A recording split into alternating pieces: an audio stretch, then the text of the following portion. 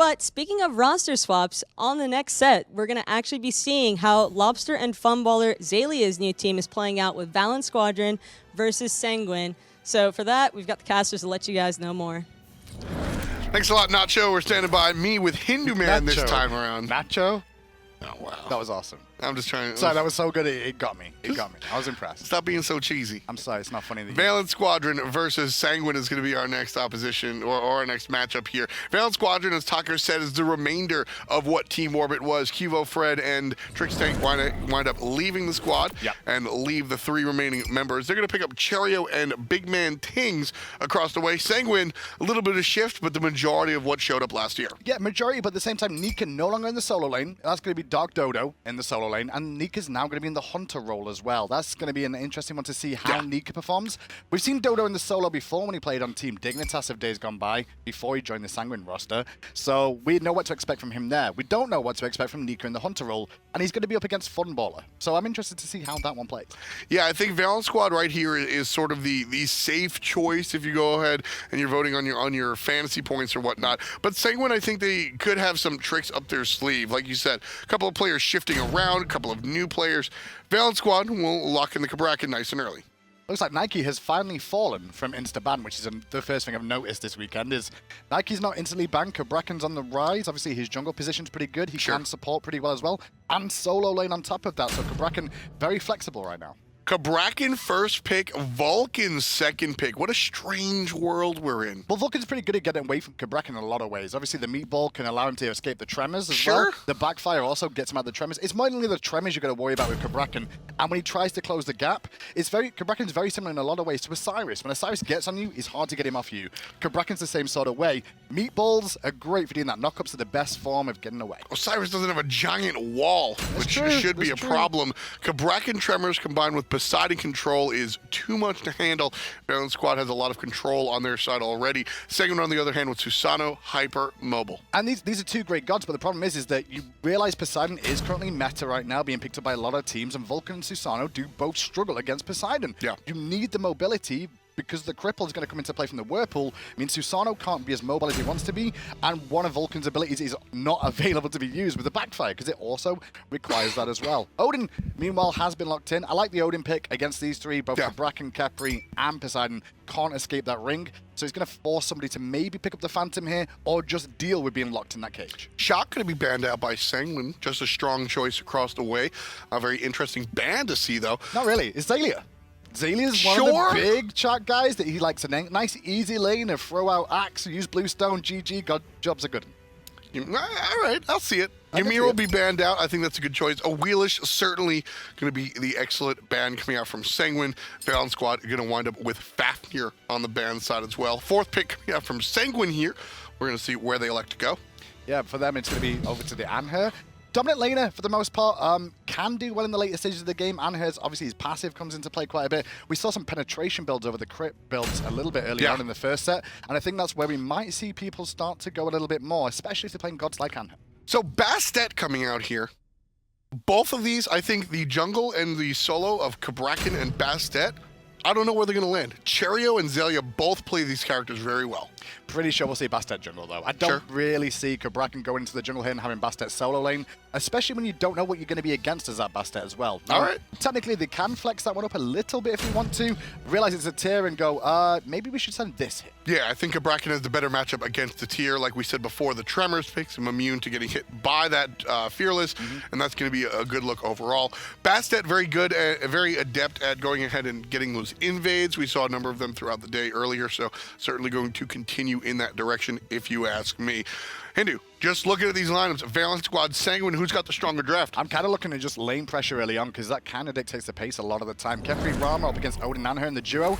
I'm going to give that ever so slightly to Odin and Anhur at level 2. Level 1, though, it will be Rama and Khepri. Mid lane, very even trade between Lawbster and Vulcan. Vulcan's going to be in the back foot for Mr. Stefan here at the start. And in the jungle, that's going to be the thing for me, is where the junglers begin, because we know duo lane's either going to have the support in mid lane or in the duo lane, but the jungler is kind of open to do what they want. They could go mid, they could go solo, they could start in the jungle on their own. Speaking of the jungle, we're going to see pretty much what I expected to see. Cherryo on that Cabrakan over there in the jungle. Xaliea will be playing the solo lane Bastet. I expect to see this for a number of reasons. One, Cherryo does prefer the tankier junglers. You'll see him play the Naja and a couple of other assassin-based, but in general, you're looking at Guardians a la the Cabrakan. And Xaliea on the solo Bastet, just being able to throw a monkey wrench in the opposition's notes is going to be a positive for Valance Squadron. It's funny because those little trades that we just saw in the mid lane, there is Xaliea on the Bastet, by the way, which I wasn't expecting, but those trades in the mid lane actually benefit certain gods. Poseidon gets stacks on his passive based off landing these auto attacks. There's no point to trade for Sanguine there, really, apart from positional wars, but it does give Lawbster a bit more of a power spike in that mid lane, which is a little bit unwise to do, to say the least. There's that level 1 push you were talking about from the Rama and the Khepri. Able to push out the dual lane, and that will result in the taking of the red buff. Same thing over there in the mid lane as well for Valance Squad. You can see the Cabrakan and the Poseidon pushing forward after taking out the midway, and they're going to clear the speed buff. Speedy Cherryo right now. Yeah, and this is just very fortunate for Valance Squadron to get the pressure in the mid lane. You look to invade straight away. Same thing in the duo lane with their push power at level 1. This will switch back a little bit at level 2, where Sanguine can even things out with DeathPanter and Nika together. Obviously, Anhur with his Impale will be good, and the Bird Bomb from Odin is always, always strong. Xaliea rotating into the jungle now, level 3. We'll pick up the Gremlins and the big guy next to Cherryo over here. So a good start coming out. And like I said, I'm excited to see the solo lane Bastet. Bastet's a character that can really make use of, that you can really make use of in the mid game. And by putting her there in the solo lane, you're just going to speed that process up. I would like to see a lot of pressure coming out from MikeTheMagikarp and Dodo on this lane. With a Tyr and a Susano, catching this Bastet is really fortunate for them. They're going to have the chase potential available to it, even if she pounces away, and be able to lock her down. Pressure should be on Xaliea in the early game from Sanguine.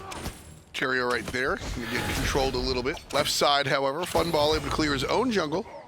And players going to look towards the Oracles as well. These should go to Valance pretty much for free. This is nobody near them. Just a solid start for Valance overall. This basically they get lane pressure early on. They leave Bastet to do Bastet things in solo, but all the other lanes manage to abuse, strangle their lane opponents basically on the experience they can get in the early game and put themselves in a decent position heading towards the next rotation of buffs. Yeah, Valance Squad has found themselves up about 500-ish gold right here.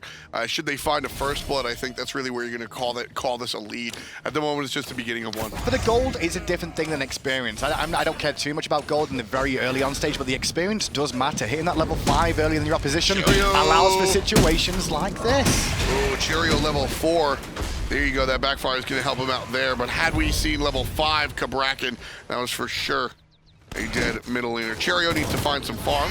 And there's the jump forward. First blood goes to Xaliea. You just don't know what to expect when in comes Xaliea in the solo lane. Level 5s. Everybody on the side of Valance hit level 5 above everybody on Sanguine. This is what's going to happen if you give up lane pressure early on. You've got to either control your jungle buffs or pick stronger, dominant lanes to make sure you can secure these. You know, Hindu, when we were talking theoretically, before we saw these players play Valance Squadron, I said for Season 4, creativity, the creative teams are going to be the more successful teams. Over in North America, you're looking at teams like Eager, and in Europe, you're certainly looking at teams like Valance Squadron. Xaliea, once upon a time, if you're newer to the scene, has been considered one of the best solo laners in the world in a meta where he can play whatever he wants. And I think Season 4, whatever he wants might not be on the table, but it's a much bigger solo lane god pool than we've seen in the past. I'm predicting as well Valance Squadron this year will go overlooked because of the likes of Dignitas, who've also formed a sort of super team to an extent. Yeah.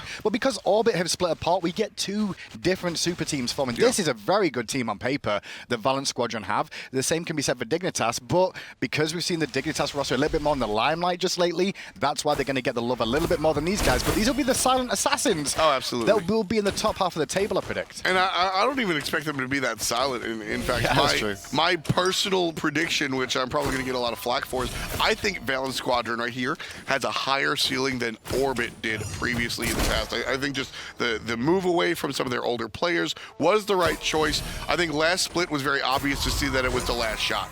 All players played to their heart, to the absolute ceiling of their abilities, and since they didn't win, they had to call it quits. And it's going to be an interesting transition for Valance Squadron here because they do have a jungler and a mid lane, jungler and support that haven't played together before. Yeah. Going into toe with Lawbster, who's also going to have to make that transition. The core of every team takes a little bit of time to warm up. So far, he's not going too bad, as they do look to invade the buff. They don't manage to get it, though, as in good position was DeathPanter to secure it. I would have liked to see the aggression come out onto DeathPanter. BigManTingz could have found the grab and Funball could have just laid into him. But the problem was the mid lane was missing. With Vulcan by the back Harpies, the communication was given from Poseidon saying, hey, look, I don't know where Vulcan is. He could be coming up to you, so no commitment onto the support. Had Vulcan been in lane, that's a dead DeathPanter, absolutely for sure. Now, right now as well, with how this game's gone, Xaliea got a solo. Can look at the pressure he's got on Dodo in this lane, just poking him under the tower, keeping him up. And he's actually stood at the tower line the whole time here. We really need to see MikeTheMagikarp head over to this lane, put some pressure back on Bastet, and relieve it on the side of Dodo so he can catch up a little bit. Yeah, just having really low impact so far from MikeTheMagikarp. Cherryo hasn't exactly found a kill just yet, but he's certainly been involved in some annoyance in the mid lane. He's at least showed his face.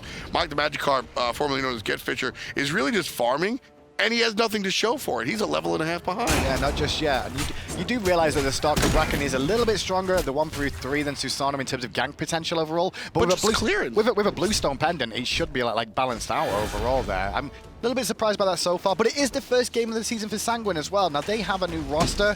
They've got Nika, they've got Dodo from the previous season, but 3 members that are all new to the roster. Got to find those synergies once more. It takes time. Exactly. You know, DeathDodo moving over to the solo lane. I have more questions than I have answers. Nika in the Hunter role, however, was very interesting. He was recently on a community podcast where he was talking about solo lane isn't even his natural position. He played it last year in his rookie season in the SPL, but he'd much rather play Hunter or even the mid lane. That's just what he does normally. He just fell into the solo lane with the rest of the Sanguine roster. Now with people moving around and Nika kind of been giving the reins of this team, he moves over to the long lane and he's looking to make a bigger impact in Season 4. And we'll see if it works for him, because he did look pretty established in the solo lane overall. Like, he held his own against some of the big names. He looked fantastic. Solo. But now he's going into the Hunter role, and there's big names here too. Funballer's one that won't be scared of a fight in any given situation.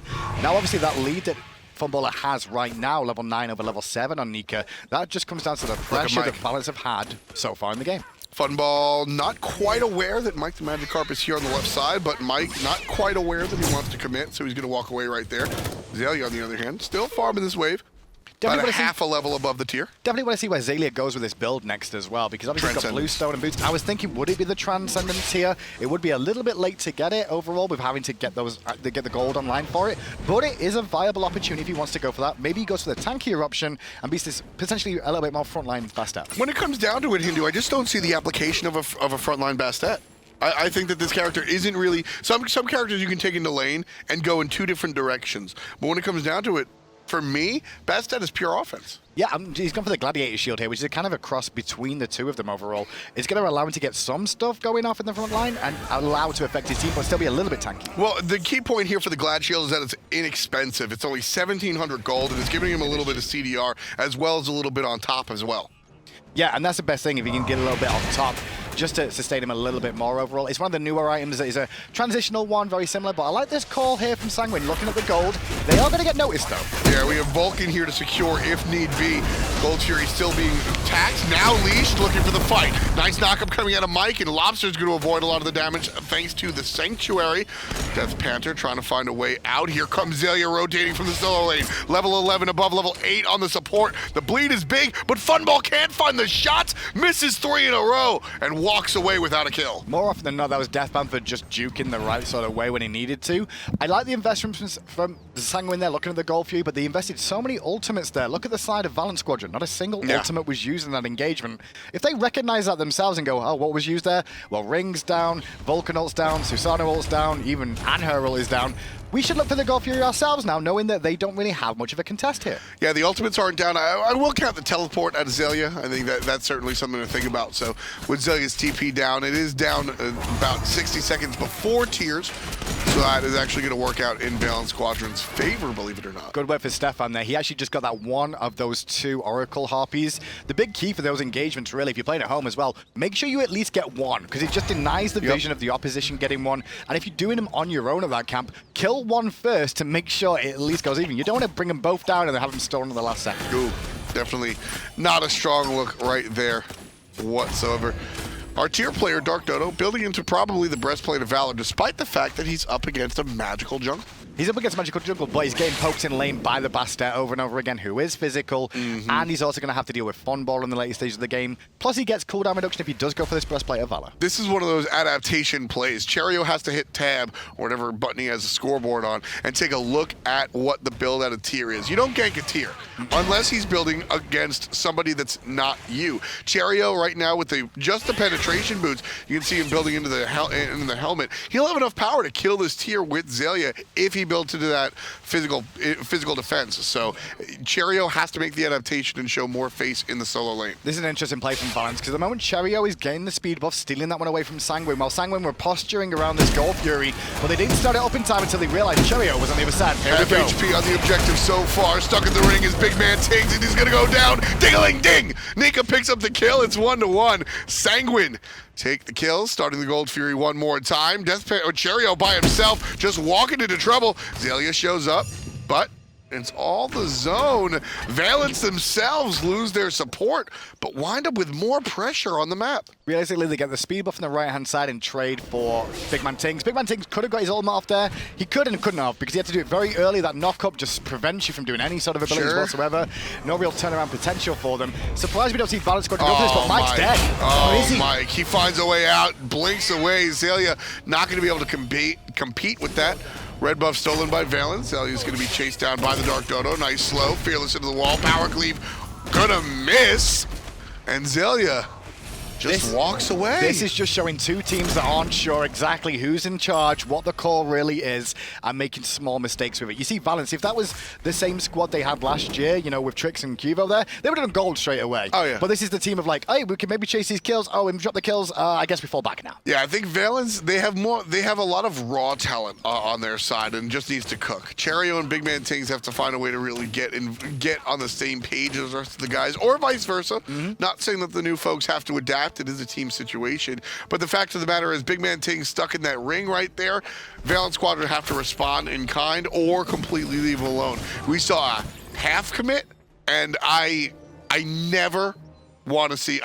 Nobody likes half commits. No, either go for it completely or don't touch it at all. The one thing I do like about the start of the season, I thought, is always these new teams at Spring Split, everyone's trying to find their roster again, trying to find who's the voice in the team.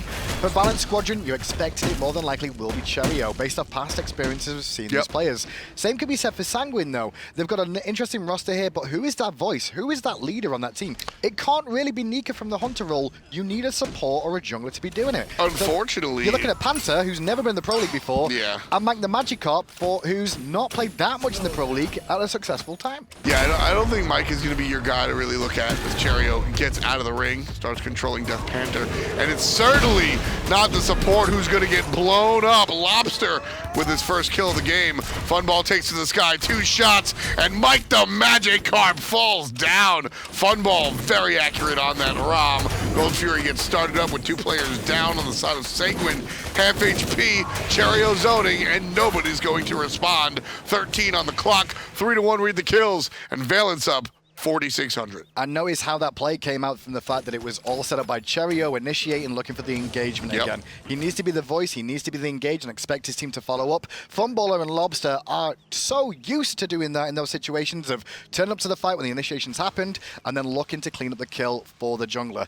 It's working out well for Valance. They've not really done anything in terms of kills and picks, but what they have done is just strangled the life out of Sanguine in game 1. And I would 100% expect Cherryo to not only succeed here, but also be the strong leader that I think Valance kind of needs. Lawbster has always been the quiet, stoic leader. He keeps everybody in check, but won't really be the shot caller. Xaliea, the team has said it themselves, he kind of sits in the solo lane and does his own thing. And that's fine. And Funball is an active member, but he's a call and response guy. He's very rarely, he will sometimes, but he's very rarely going to make the first call. He's the secondary shot caller for this team overall. Exactly. That's the big key here. Very similar to what Zapman does. If you've ever watched Zapman play for any team ever, Zap will sit there, farm, do his business, and the moment he feels strong and powerful, he's like, all right, boys, I'm ready to go. Let's go. Let's do this. And Funballer's got a very similar sort of role here on this team as well, I expect, going forward. He has the same sort of idea of, like, I am big now, let's fight, let's look for the engagement. I always look at players like Funball and Zapman as sort of the stick shift for the car, in the sense that Valance Squadron will go off of Cherryo's early game calls, looking for these initiations and these Gold Furies. And then when Funball's ready, when players like that are ready, they've reached what they think their critical mass is, boom, they hit the clutch, they drop it into gear, and all of a sudden you surge forward. We see Energy make that move. Last year was the dangerous 16-minute mark for Energy, right? That's Emilito dropping it into gear. Valance are going to do the same thing with Funball this season. Well, something shows me that Lawbster and Zero is definitely on the same page when it comes to playing Poseidon so far this season. He went for the very similar build, or pretty much the same build right now. Boots into Gem of Isolation for the control in team fights, and then that Fatalis as well for the penetration, set up an escape potential. MikeTheMagikarp is on his way out. Funball fires 2 quick shots just for fun and takes him out with the 3rd. Rotation though, Odin round the back, and here comes Vulcan as well. Meatball not going to hit Funball, neither the backfire, but the ring is down, and the ult will hit, but the Aegis will absorb most of that. Cherryo, meanwhile, dealing with 2. 2-on-1 for Cherryo. He's going to be saved by BigManTingz. What a play! Valance, full rotation. Here comes the mid lane. Here comes the solo. And here comes everyone on the map. 1 for Lawbster with the Kraken. Follow-up kill for Funball with the basics. Looks like we're going to see trouble for Funball, but DeathDarkDodo gets controlled. He gets abducted, and he gets smoked out by BigManTingz. Valance Squadron with lucky number 7 on the board, and the tier 1 tower going down right here. And there wasn't much Sanguine could do there. After the ult was used by Stefan, they've used most of their engaged tools. Dodo turns up to the fight, has ultimate available, but he can't find a target he wants to go on. They're all scattered everywhere under the tower, so he ends up getting surrounded in the end before they can do anything. He falls down as well. Not only do they get the tier 1 left, they get the tier 1 in mid as well. That right there is the thinking man Cherryo. We talk, a lot of talk comes out from this player who hails from Egypt as being a mechanical god despite his ping. Well, look, he's playing a Cabrakan. It's really not hard to miss a melee stun and a giant circle tremors. But what does get translated, ping or nah, is going to be the thought process and the objective-minded attitude. Cherryo rotates as soon as, because he understands his character is not numero uno when it comes to taking out the towers. The rest of the guys can handle that. Shifts over the mid, just understands the map and how it works, Graham. The big thing with Cherryo as well is that he is not a hard carry on this team. He doesn't have a hard carry playstyle from the jungler. He is a setup jungler. He will initiate, he will look to set the fight up. He's not after the kills. Even when he plays the likes of Najar, it was always in the setup mentality. So he's capable of it. It's just the fact that he didn't really need to. Now, you saw a couple of games like that in the past, but like you said, he just would rather set up for his team because that's what his team needed.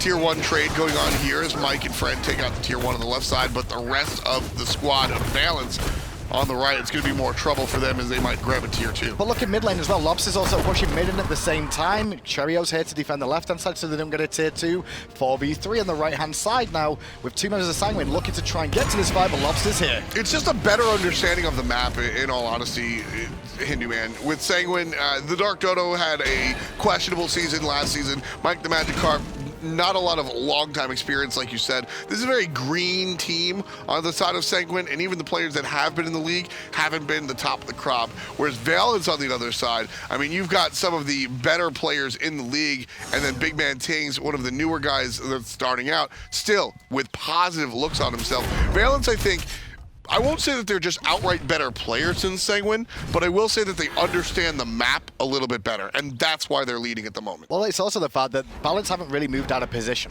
overall. That's what I'm saying, yeah. Everyone's still in their natural positions. They've played this for a while. The style of this team is still on the same lines as what most of them expected before. Cherryo's got an upgrade in his carry potential of his players, right? You've got BigManTingz, upgrade on the carry potential of his team and doesn't have to shot call for his team. Cherryo's in his natural environment. Lawbster, natural environment. Xaliea, Funball, natural environment. Yeah. Across the way, though, different story. A lot of people still trying to adapt to a new team, adapt to maybe the stylistic changes of what they've seen previously or what they like to play around. Maybe Nika likes to be really aggressive in the dual lane.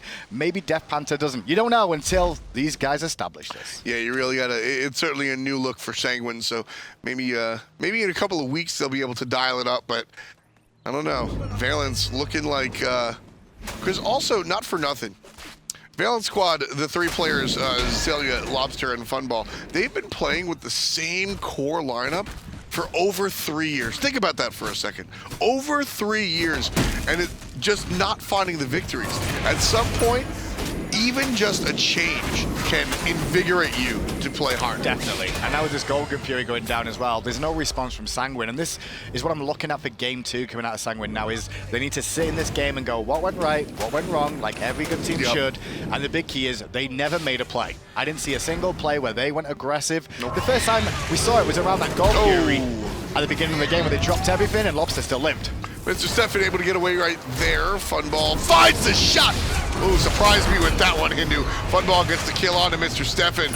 Over the top comes DeathDarkDodo. He'll hit the power cleave this time, but no Fearless to be seen. Xaliea chases out the opposition with a strong bleed, and the rest of the team just going to take the tier 2. They're all running all the time. It's almost like we're in the World War II trenches here, right? And what's happening is that Valance Squadron runs up to the trench that Sanguine's in, and Sanguine goes, yeah, you can have this trench, we'll go at the one behind it. Yep. And it's just happening time and time again. There's no chance for him to really get back into this at this stage with how this game is going in terms of like the pressure that Valance are putting onto them. It's just, how do you even respond at this point? I can give you some answers to how to respond earlier on. MikeTheMagikarp, so this is actually, this is one of those times where do nothing is actually abysmal for the squad.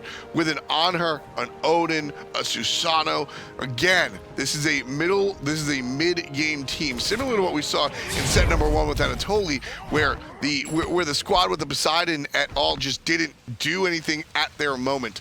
When you draft a team, Hindu, you have an identity, and part of that identity is the timing in the game at which you are your strongest, and Sanguine has passed that moment without making a play. I do want to see now on the defense from Sanguine, give up the tier 2 towers. If they're not going to contest this Fire Giant or this Pole Demon, if it does spawn, all they can really do is defend the Phoenixes. We need to see Dodo and, as well as Dodo, MikeTheMagikarp go to the backline, try and get onto Funballer. Or Lawbster, pick one. Lawbster doesn't care though, he's going to 4v1. And the Fatalis is certainly helping Big Lawbster over here. He's going to be in some trouble as the Sanctuary falls down, walks into the damage, and Nika's able to find it. Xaliea shows up a little bit too late.